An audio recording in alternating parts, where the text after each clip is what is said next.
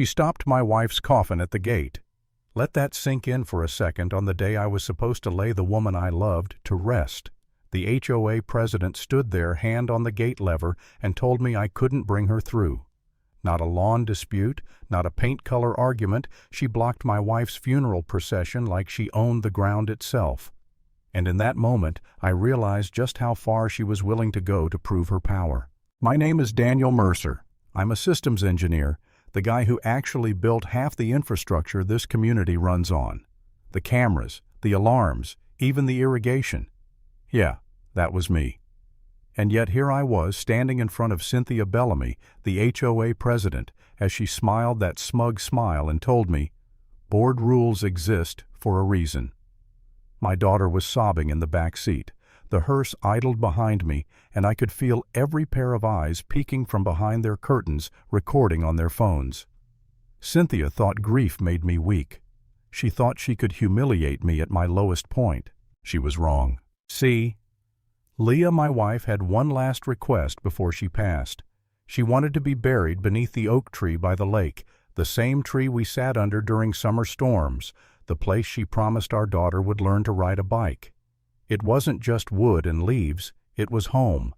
And now this woman, this self-proclaimed queen of bylaws, wanted to turn it into her battleground. I told her straight, low voice, "Steady, I designed this system, Cynthia. Every alert still pings back to me. Don't test me." She blinked just for a second, the smugness cracking. That tiny fracture kept me from losing it. And after the neighbor's stares grew too heavy, she finally stepped aside. Not out of compassion, out of fear of the backlash. The hearse rolled through slow and deliberate, and every turn of its wheels reminded me that my wife's dignity had been put on trial. At the burial, silence was heavier than prayers. Neighbors lingered not to comfort me, but to watch their faces tight, waiting for someone else to break first. They'd all been living under Cynthia's thumb for years. Freshly painted doors, trimmed hedges, to the inch kids' toys banned from porches. But blocking a coffin, that was something else. Later that evening, I walked into the community hall. Cynthia sat at the head of the table, 5 board members flanking her like obedient soldiers. Rows of folding chairs filled with residents who for once showed up. She tapped the microphone, pretending this was just business as usual. Tonight's session addresses the unauthorized procession. She began like she hadn't just stared at a coffin hours earlier. I didn't wait for permission. I stood. My voice cut through her speech. "Call it what you want. You tried to stop my wife from being buried in her own neighborhood. That's not order. That's abuse." The room shifted, whispers turning into nods. A man muttered, "Order my ass." For the first time, Cynthia looked cornered. She banged her gavel, but the sound rang hollow. And in that crowd I noticed one face, Mark Ellison, the treasurer. He wouldn't look me in the eye, sweat dripping from his forehead. He was a crack in her wall, and I made a mental note. But Cynthia wasn't done. The next morning I got an email. Notice of violation. Unauthorized funeral gathering. Fine, $1,500. I almost laughed, but the rage burned hotter. She had turned grief into a line item. That was her weapon: fines, intimidation, humiliation. And for a moment, sitting in front of Leah's photo, I thought, maybe I should just leave. Sell the house, disappear. Maybe it wasn't worth it. Maybe I was the crazy one for fighting a woman with an army of rules and a board full of puppets. But then I thought of Leah. The way she asked me, "Promise me I'll rest under that oak tree." The way my daughter's sobs cut through the air at that gate. No, I wasn't the crazy one. I was the only one left standing. So I turned to the only weapon Cynthia couldn't control: data. My servers downtown hummed as I pulled up the logs. Every override of that gate was stamped with her credentials.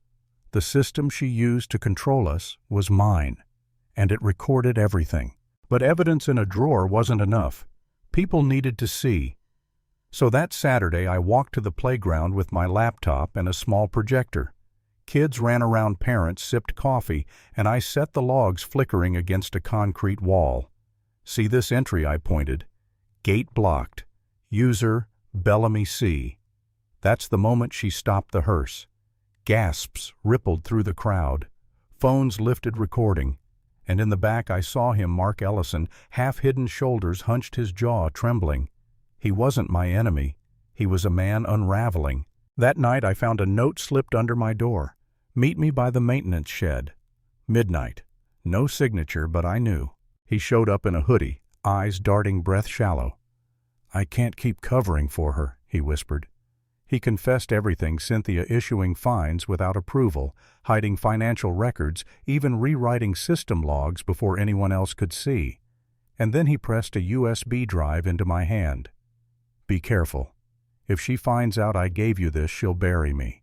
Inside the files, fake violations, hidden accounts, Cynthia's handwriting scrawled with "push this through quietly." Proof.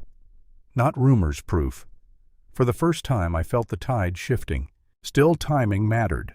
Dumping it all at once would let her spin it, call it fake. I needed to control the stage, so I chose neutral ground, the community church.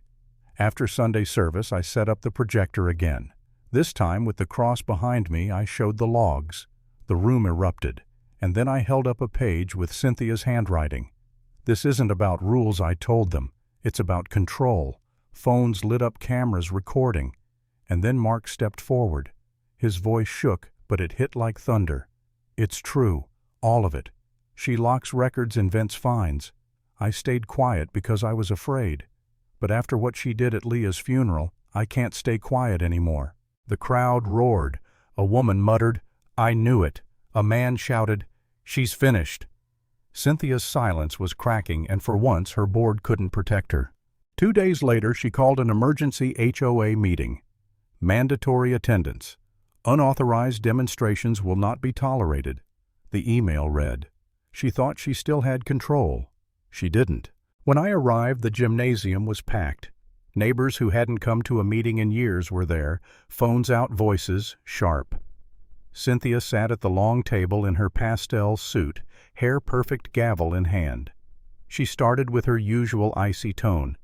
Certain individuals have chosen to spread falsehoods, damaging the reputation of our association. Then someone shouted from the back, You blocked a coffin. The words slammed into the room like a gunshot. The crowd surged. Cynthia's lips tightened, but she pressed on. Order must be restored. I stood folder in hand and walked to the microphone. Order. You call it order when you block a grieving family from burying their dead, when you invent fines and siphon money. I laid the folder open, spilling pages across the podium. Receipts, logs. Cynthia's handwriting. Phones flashed, cameras zoomed in. Cynthia's face flushed crimson. Those documents are stolen property, she snapped. I cut in. And as treasurer, Mark Ellison has the right to share them. Isn't that right, Mark? Every head turned. For a moment, silence. Then Mark stood, voice shaky but strong. It's true. I gave him the files. Cynthia has been hiding records, issuing fines without approval. I signed numbers I knew weren't clean because I was scared. But I'm not scared anymore. The gym erupted. Shouts, stomps, chairs scraping. Cynthia slammed her gavel, screaming, This meeting is out of order. Security, remove them. But the guards didn't move. The crowd was too loud, too united. People shouted, Resign, apologize. Phones were inches from her face, live streaming every bead of sweat.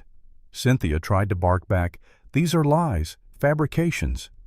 But her voice broke, and then the chant grew louder. Apologize, apologize. For a second I thought she'd walk out, but she couldn't. Not with a wall of cameras in her face, not with her own board members shifting away from her, some shaking their heads. Finally her shoulders sagged, her grip on the gavel loosened, and she whispered it. I'm sorry. I should not have stopped the procession. The crowd exploded. Cheers, claps, tears. They weren't celebrating her apology. They were celebrating her fall. I stepped back, folder still in hand, watching as her empire of fear crumbled in real time. Cynthia Bellamy, the woman who thought she could rule through bylaws and intimidation, had been forced to bow to the very people she'd humiliated for years. And standing there, I realized this fight was never just about Leah's coffin. It was about dignity, about proving that no one, not even a president with a rule book, has the right to take it away. The lesson power built on fear will always collapse when the truth finally speaks louder.